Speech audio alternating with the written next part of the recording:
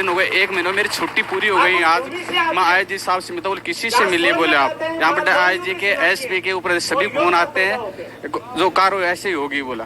तो उन्होंने कोई कार्रवाई सुनाई नहीं की। मैं परसों आईजी साहब से मिला, आईजी साहब आ जाते हैं ना उस टाइम पर तो बेटे पोते भी नहीं सुनते।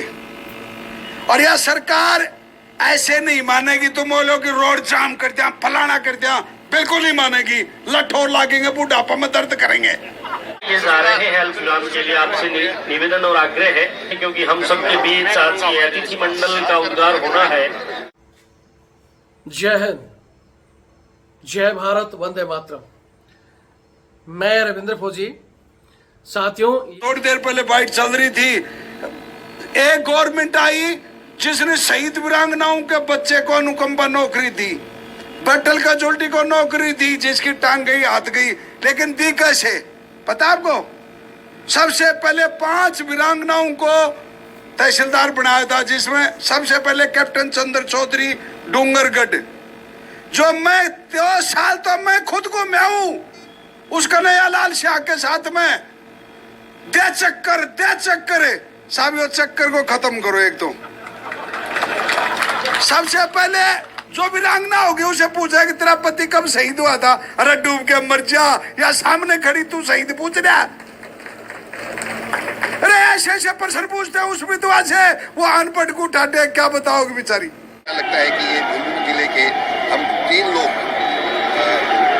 एक 5-6 समय के अंदर लेफ्टिनेंट जनरल के रैंक से रिटायर हो गए। साहब एक जो है इनका और दिखाइए साहब का, जो ग्लेशियर में ऑन ड्यूटी है साहब, ये विपिन साहब, और बेटी है महीने से घुमाए। पुलिस कोई कार्रवाई कर ही नहीं। दिन हो गए, 1 महीने मेरी छुट्टी पूरी हो गई। आज मैं आईजी साहब से बोले किसी से मिलिए, बोले आप यहाँ पर आईजी के एसपी के ऊपर सभी फोन आते हैं, जो कार्रवाई ऐसे ही होगी बोला। तो उन्होंने कोई कार्रवाई सुनाई नहीं की। मैं परसों आईजी साहब से मिला, आईजी साहब के ऑफिस में गया, तो आईजी साहब ने इतना गौर नहीं किया, वो अपने डॉक्यूमेंटों में लगे हैं, वो ठीक है देखते हैं। मैं आ गया। उसके बाद में अपने कल मैं राठौड़ साहब से मिला था, तो राठौड़ साहब को भी मैंने एप्लीकेशन दी है, क्या वो मेरी बात को सुनेंगे? कल ही बताया उनको एप्लीकेशन दी है राजेंद्र राठौड़ साहब को, जो हमारे सैनिक कल्याण मंत्री हैं, उनको बताया। और हनुमान बेनीवाल जी को भी कॉल किया था, लेकिन वो कहीं बिजी नहीं उठा पाए होंगे, उनको एक व्हाट्सएप मैसेज भी दिया है। तो मेरा यही अनुरोध है कि मैं एक ग्लेशियर में ड्यूटी मेरी ग्लेशियर लेके अंदर है, मेरे एक सैनिक का मैं दर भटकता घूम रहा हूँ, मेरी कोई सुनाई नहीं कर रहा, एक सीआई नहीं सुन रहा। तो मैं ये चाहता हूँ कि अपनी सरकार पे क्या भरोसा करूं? एक छोटा एक सीआई है, वो ही मेरी सुन रहा है, मेरे साथ एक बार ही बात नहीं की है, तो मैं क्या विश्वास करूं कि मेरा बड़ा अधिकारी उस अधिकारी की सुने? तो मेरे से आपसे सभी से, राजस्थान सरकार से और सभी से ये अनुरोध है कि मेरा ना हल की जाए, मेरी मदद की जाए। मेरे साथी भाई जो अभी सर्विस कर रहे हैं, चाइना बॉर्डर पे हैं, बाकी जाता हूँ सियाचिन बॉर्डर पे हैं, और इनकी बच्ची 45 दिन से गायब है। ये जो आपने अभी छोटी सी क्लिप देखी है, ये हमारे भारतीय सेना के एक सूबेदार साहब हैं, जो भी ऑन ड्यूटी हैं। इनकी बच्ची गायब है पिछले लगभग 40-45 दिन से, और ये पुलिस के चक्कर काट रहे हैं। थाने से लगाकर एसपी, आईजी, मंत्री तक मिल चुके हैं, लेकिन कोई जवाब नहीं है। वो सब क्या कहते हैं, ठीक है थाने में जाओ, और थाने में थानेदार तो आपको पता है सबसे बड़ी तोप होती है, वो ये बोलता है कि कहीं भी चक्कर काट ले, आना यही है और हम अपने हिसाब से कार्रवाई करेंगे। तो मैं आप लोगों को हाथ जोड़कर रिक्वेस्ट करूंगा कि इस वीडियो को ज्यादा से ज्यादा शेयर करें, ताकि इनकी बच्ची अगर ये वीडियो देखे तो वो घर आ जाए। और उस बच्ची से भी रिक्वेस्ट करूंगा कि आपके पिताजी, आपके परिवार वाले परेशान हैं, या तो आप उनको संपर्क करके बताओ कि क्या बात है, आप कहाँ हो, ठीक हो या नहीं हो। क्योंकि ये आपके पिताजी के साथ साथ एक भारतीय सेना के जवान भी हैं। आपकी चिंता से दूर होंगे तब जाकर ये भारतीय सेना की अपनी ड्यूटी निभा पाएंगे, नहीं तो ये चिंता में जाकर ड्यूटी नहीं करेंगे। वहां भी कभी एसएम साहब को, कभी सीओ साहब को, और कभी किसी को यही कहेंगे कि जी मेरी बच्ची के लिए मदद करो। इनके सीओ साहब ने एसपी साहब को कॉल भी किया है, लेकिन पुलिस महकमे का जो रवैया रहता है वो आजकल पता नहीं कौन सी साहब में चल रहा है। एक कर्नल साहब का फोन आया, हाँ ठीक है साहब कर रहे हैं, बस इतना बोल के और भूल जाते हैं। आईजी साहब के पास ये वर्दी में गए हैं और आईजी साहब ने ध्यान भी नहीं दिया, वो अपने काम में बिजी हैं। कौन सा पता नहीं ऐसा काम था कि एक भारतीय सेना के सूबेदार को ठीक से अटेंड तक नहीं किया। तो सबसे पहले तो बता देता हूं पुलिस किसकी सुनती है। अगर इस देश में किसी नेता की बच्ची, आपको याद है एक नेता की बच्ची के लिए आतंकवादी छोड़ दिए गए थे, 5 खूंखार आतंकवादी। अगर ये किसी नेता की बच्ची होती तो यूं चुटकियों दबा घुमाते हुए पुलिस 24 घंटे में बरामद कर देती।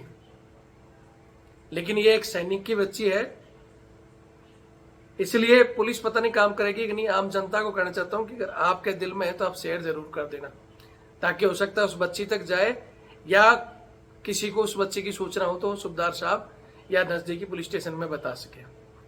यहाँ इतना जरूर कहूंगा कि मैं कोशिश कर रहा हूँ साहब का नंबर लेने के लिए, तो साहब का नंबर मेरे पास अभी पहुंचा नहीं है, या साहब ने कॉल किया है तो मैं ध्यान नहीं दे पाया। तो मैं साहब को कहना चाहता हूँ कि वीडियो आप तक पहुंचे और आपकी बच्ची नहीं मिले तो मेरे इस नंबर पर 8290354513 82 90 35 45 13 इस नंबर पर व्हाट्सएप कॉल करके आप बच्ची की कुछ और डिटेल फोटो वगैरह डालें, ताकि हम अपने ग्रुपों में और इस चैनल के जरिए आप बच्चे को ढूंढने में मदद करें।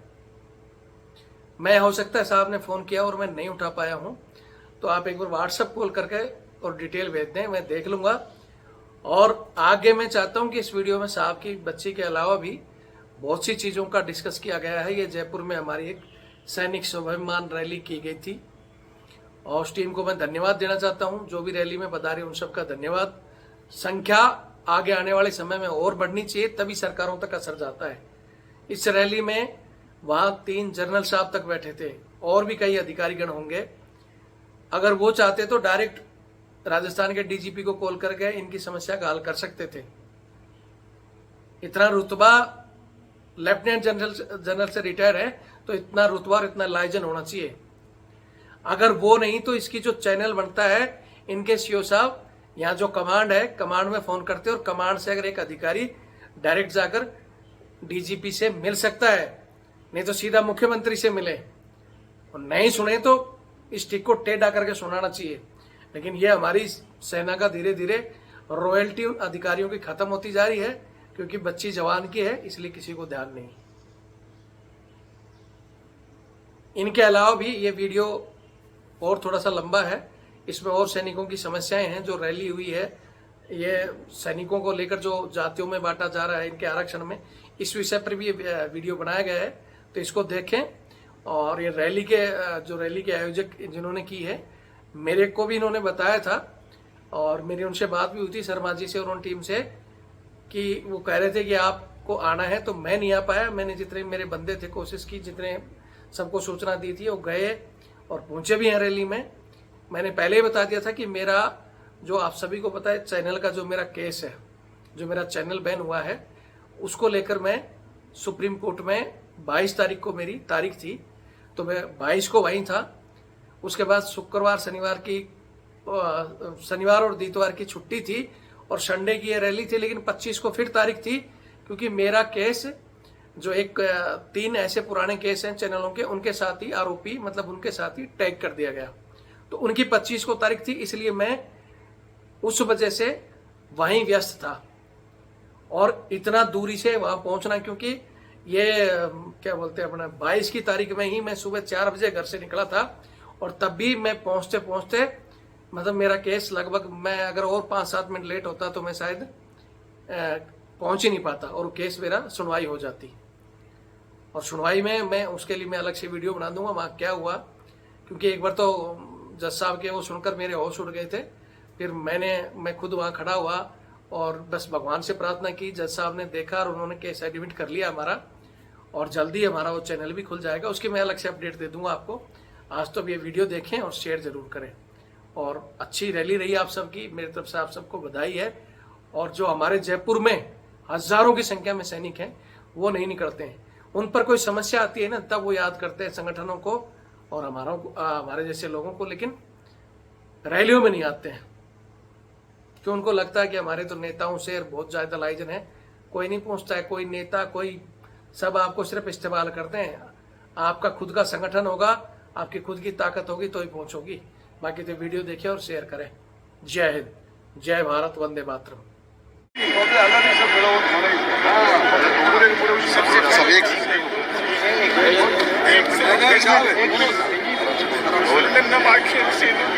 स्मारक पर संवेदना का सटीक बलवान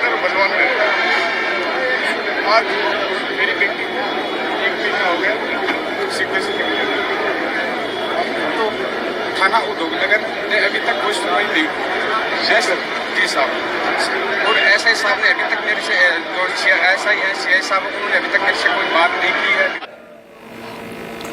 आज पूरा राजस्थान के हमारे जो भी सैनिक, पूर्व सैनिक, प्रेजेंट टाइम सैनिक और हमारी वीरांगनाएं और 3 जनरल यहाँ पर आपके सामने बैठे हुए हैं, फिर भी हमारी सरकार को अभी तक पता नहीं है कि हमारे फौजियों के लिए हमारे को क्या करना है या क्या नहीं करना है। आज राजस्थान न्यूज को आप हेडिंग के अंदर लगाए कि राजस्थान के भूतपूर्व सैनिक और प्रेजेंट टाइम में एक सूबेदार साहब यहाँ पर हमारे पत्रकारों से भीख मांग रहे हैं अपनी बच्ची के लिए, जो कि आज 2 महीना हो रहा है उस बच्ची को।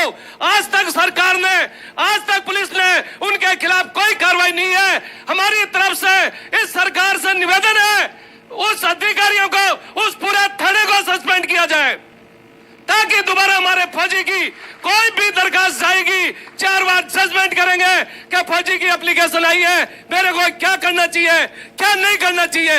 मेरी सरकार से निवेदन है उस अधिकारियों को नहीं, पूरे थाने को सस्पेंड होना चाहिए, ताकि दुनिया को पता लगे कि फौजी के बारे में अगर हम नहीं सुनेंगे तो हमारे साथ क्या होगा, क्या नहीं होगा।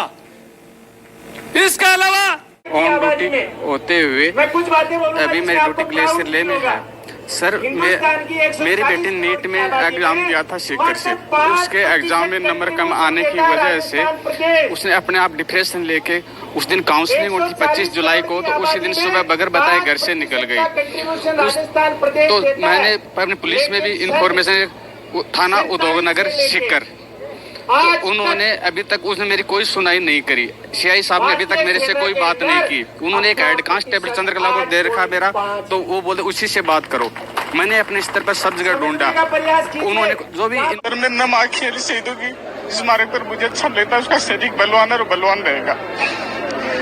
आज मेरी बेटी को 1 महीना हो गया सीकर से निकले हुए, तो थाना उद्योगनगर ने अभी तक कोई सुनवाई नहीं की। जी साहब, और एसआई साहब ने अभी तक मेरे से, जो एसआई हैं सीआई साहब, उन्होंने अभी तक मेरे से कोई बात नहीं की है। अभी तक मैंने उसको कॉल किया, बोले हेड कांस्टेबल से मिलो आप। और उन्होंने जो भी मैंने फुटेज दिया मेरी बेटी के, वो मैंने खुद नहीं दिए। उन्होंने अपने आप कोई वो नहीं किया कि मैंने ये कुछ हम कार्रवाई करें। अगर उसी समय मेरी बेटी के फुटेज या सीसीटीवी निकाल लिए जाते तो मेरी बेटी उससे मुझे मिल सकती थी। उसके बाद मैंने 17 अगस्त को मेरे को किसी ने मीडिया के, तो किसी ने बताया, अपना ग्रुप था उसके द्वारा मैं डाला था, किसी बंदे ने बताया कि आपकी बेटी मैंने बस में देखी है। तो मैंने बस को ट्रैक किया, बस से पूछा तो ड्राइवर और कंडक्टर बोले यहाँ से बैठी है और यहाँ उतरी है। तो मैंने बोला खेतरी से, तो मैंने उसको इन्फॉर्मेशन दिया। उन्होंने वहाँ पर जाए, बोला मैं दिल्ली हूँ, आप ना अब वहाँ पर खेतरी में पता करो, सीसीटीवी देखो फिर बेटी, लेकिन वहाँ अभी तक नहीं गए वो। मैंने उनको बताया, बोले आपकी बेटी मिल जाएगी। तो वो बोल रहे हैं कि भगवान पे भरोसा रखो। मानता हूँ भगवान पे भरोसा रखना है, जरूरी है, लेकिन भगवान के साथ हमें अपना, अपने भगवान हमें कुछ काम खुद को करना पड़ेगा। ऐसा कोई काम संभव नहीं है जो कि हम नहीं कर सकते। हमारी सेना में सिखाया कि संभव कुछ भी नहीं है ऐसा। सरकार ये चाहे, अपने पुलिस प्रशासन चाहे तो सब कुछ कर सकती है और वो एक दिन में ढूंढ सकती है, लेकिन वो कोई भी सुनाई कार्रवाई नहीं करी। मैं आईजी साहब से मिला, आईजी साहब से परसों मिला था। आईजी साहब ने मेरे को अपने डॉक्यूमेंटों में लगे थे, बोला कि हाँ करते हैं, बस उन्होंने कोई इस बात पे गौर नहीं किया। उसके बाद मैं कल कर्नल राठौड़ साहब से मिला था, जो कि बोले ठीक है करते हैं। कल ही मिला था, साहब कार्रवाई मेरी सुनेंगे। मेरी वाले साहब को मैंने कॉल लगाया था, लेकिन उन्होंने कॉल तो नहीं अटेंड कर पाए थे, लेकिन उनको एक मैसेज डाला, क्या पता वो मेरा मैसेज देख लें। तो मेरी यही गुजारिश है कि मेरी बेटी को जल्दी जल्दी खोजें। मैं एक मेरी ड्यूटी ग्लेशियर में ले गया। मैं तो किधर हूँ, मैं तो दाढ़ दौड़ लियो किम दाढ़ है। ओम विश्वानि देव सवितर दुर्तानि परासोयत भद्रम मतन्हासु। हे ब्रह्मांड के रचिता परम पिता परमात्मा, तने ब्रह्मांड की रचना की और उसमें भी भारत माँ की रचना की, और उसमें भी सबसे टॉप आज नंबर 1 पे फर्स्ट वर्ल्ड वार से लेकर के आज सिंदूर भरने तक की कार्रवाई में सबसे ज्यादा योग देने वाली वीर भूमि राजस्थान के मेरे योद्धाओं को, इस सिपाही का राम राम, जय हिंद। भारत माता की, देखो साहब, मैं तो एक चीज देखी है, पूरा हिंदुस्तान देखा है, फौजी कभी भीख नहीं मांगता। फौजी कभी भीख नहीं मांगता, या तो देते और नहीं खींच लेंगे। अभी तक जितने वक्ताओं ने जो बात बताई है वो मेरे भेजे में एक ही बैठी कि हम जितने भी 200 तहसील है कि ज्यादा है, मुझे पता नहीं क्यों, मैं कम पढ़ा लिखा हूँ, KKNP हूँ, यानी खींच खांच के नॉन मैट्रिक पास। तो मैं ये बताना चाहता हूं, अब हमारे साथ में पढ़े लिखे आ गए। जनरल साहब अगर साथ दो तो ऐसा दो जो इस बुझा को पता नहीं चला, इसको भी नहीं चले। तो इन जख्मी सिपाहियों का दिल में आपके लिए जगह बनाएंगे। हम वादा करते हैं साहब, हम बहुत से फौजी हैं राजस्थान में, और मैं बताना चाहता हूं, थोड़ी देर पहले बाइट चल रही थी, एक गवर्नमेंट आई जिसने शहीद वीरांगनाओं के बच्चे को अनुकंपा नौकरी दी, बटल का जोल्टी को नौकरी दी, जिसकी टांग गई हाथ गई, लेकिन दी कैसे पता आपको? सबसे पहले 5 वीरांगनाओं को तहसीलदार बनाया था, जिसमें सबसे पहले कैप्टन चंद्र चौधरी डूंगरगढ़, जो मैं 2 साल तो मैं खुद को मैं हूं उस कन्हैयालाल शाह के साथ में। दे चक्कर साहब, ये चक्कर को खत्म करो एक तो। सबसे पहले जो वीरांगना होगी उसे पूछा कि तेरा पति कब शहीद हुआ था? अरे डूब के मर जा, या सामने खड़ी तू शहीद पूछ रहा? अरे ऐसे प्रश्न पूछते हैं उस विधवा से, वो अनपढ़ को उठाते, क्या बताओगे बेचारी? जवानी में तो पूछती थी, बोले फौज में क्या करते हो? मेरे को बहुत पूछा है, बोले ना पता, मेरे को चाल गुआड़ी के बीच में अभी बता देंगे, मेरे को टेंट काटा और क्या करा। तो मेरे दोस्तों, अब मेरी बात समझ गया, पुराने आदमी तो देखो, लेकिन जब अस्थि पंजर थोड़े खड़खड़ा जाते हैं ना, उस टाइम पर तो बेटे पोते भी नहीं सुनते। और यह सरकार ऐसे नहीं मानेगी, तुम बोलो कि रोड जाम कर दिया, फलाना कर दिया, बिल्कुल नहीं। उसका एक तरह का प्रोटेस्ट है। हम सैनिक हैं, हम किसी तरह का लंबा चौड़ा प्रोटेस्ट या सरकार से कोई लड़ाई झगड़ा नहीं करना चाहते, हम कोई ट्रेड यूनियन नहीं है, परंतु जो चीज़ें सैनिक को और भूतपूर्व सैनिक को लागू हैं, खास करके उसके रीएम्प्लॉयमेंट के लिए, वो चीज़ें हम समय समय पर ये मांग करते रहे हैं और उस पर सरकार को संज्ञान लेना चाहिए। एक आपको मैं बताऊं कि किसी भी राज्य सरकार के कोई नौकर की मान लो किसी भी हादसे में मृत्यु हो जाती है, तो उसके बच्चे को और उसकी वाइफ को इमीडिएटली नौकरी मिलती है। जो तो शहीद हुए हैं उनके परिवारों को तो ये मिलती रही है नौकरी, परंतु जो इस टाइम में कोई एक्सीडेंट में मर गया, कोई डेथ में मर गया, जो उससे शहीद का वो नई दर्जा मिला है, उसके परिवार को नौकरी सरकार क्यों नहीं देती है? तो सरकार ने, पिछली सरकार ने इस पे संज्ञान लिया था और ये नौकरी चालू की थी, पर उसमें भी उन्होंने ये बोल दिया है कि अगर शहीद के उसके जो मर गया है सैनिक, उसके परिवार में अगर कोई और सरकार में नौकरी कर रहा है तो उसे ये नौकरी नहीं मिलेगी।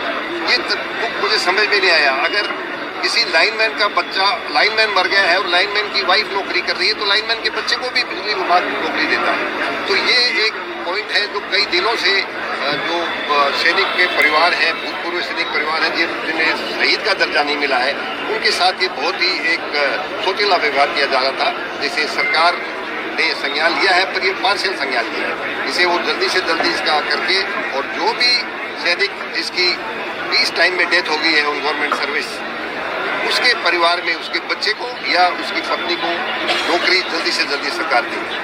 आपका नाम? मेरा नाम लेफ्टिनेंट जनरल सत्यपाल कटेवा है। मैं इस राजस्थान सरकार जो हमारी भूतपूर्व सैनिक संघ है, लीग है, उनका मैं भूतपूर्व अध्यक्ष हूँ। और जनरल रेपवाल साहब और जनरल बसंत रेपवाल, ये दोनों मेरे कैडेट रहे हुए हैं, इनको मैंने ट्रेनिंग दी है और मुझे बहुत अच्छा लगता है कि ये झुंझुनू जिले के हम 3 लोग एक 5-6 समय के अंदर लेफ्टिनेंट जनरल के रैंक से रिटायर हो गया। साहब एक जो है इनका और दिखाइए साहब का, जो ग्लेशियर में ऑन ड्यूटी है साहब, ये विपिन साहब, और रिपेटी 1 महीने से घूमे, पुलिस कोई कार्रवाई कर ही नहीं। को सरकार के पास जाना है। ये आप बोल रहे हो कि चक्का जाम, सड़क जाम, इनसे कभी कुछ अचीव नहीं हुआ है। इससे क्या करोगे आप समाज में अपने लिए लोगों में आक्रोश पैदा कर लोगे। सड़क बंद होती है, 4 बंदे होते हैं, बोले फौजियों ने कर रखा, बोला यार देखो, आपके साथ में पुलिस वालों को भी ड्यूटी देंगे, वो भी क्या, वो आज ड्यूटी पे है, कल कुछ और होगा, वो आप में जो है डिफरेंसेस आएंगे। हमने ऐसा नहीं करना है, हमने हमारी जो भी डिमांड है उसको एक तरीके से आपने डालना है। सबसे बड़ा अच्छा तरीका आपके पास, मैं मानता हूं, ये हर फौजी जो रिटायर है या जो सर्विस में है, वो कम से कम 20 से 25 वोट उसे पूछे बिना नहीं डल सकते। चाहे उसका परिवार हो, चाहे उसके रिश्तेदार हो, उसकी आर्थिक स्थिति आम आदमी जो गांव में है उससे कहीं बेहतर है। अरे किसान तो बेचारा खेती कर रहा है, जब उसका अनाज आएगा, बेचेगा, हाथ में 5 पैसे आएंगे। आपका तो हो ना हो 30 तारीख को घंटी आ जाएगी, 30,000, 40,000, 50,000 जो भी है आपकी पेंशन है अकाउंट में आ गई। तो आप जो समाज में लोगों की मदद भी बहुत करते हो आप, तो आपकी बात हर बात मानेगा। तो अगर आप इकट्ठे रहेंगे और किसी को पता चले कि हाँ भाई ये जो है हमारा अगली बार हमारे इसको जो है पलट सकते हैं, वो आपकी 100% आपकी बात मानेगा। थोड़ी देर पहले बाइट चल रही थी, एक गवर्नमेंट आई जिसने शहीद वीरांगनाओं के बच्चे को अनुकंपा नौकरी दी, बटल का जोल्टी को नौकरी दी, जिसकी टांग गई हाथ गई, लेकिन दी कैसे पता आपको? सबसे पहले 5 वीरांगनाओं को तहसीलदार बनाया था, जिसमें सबसे पहले कैप्टन चंद्र चौधरी डूंगरगढ़, जो मैं 2 साल तो मैं खुद को मैं हूं उसका नया लाल शाह के साथ में दे चक्कर साहब, यो चक्कर को खत्म करो। एक तो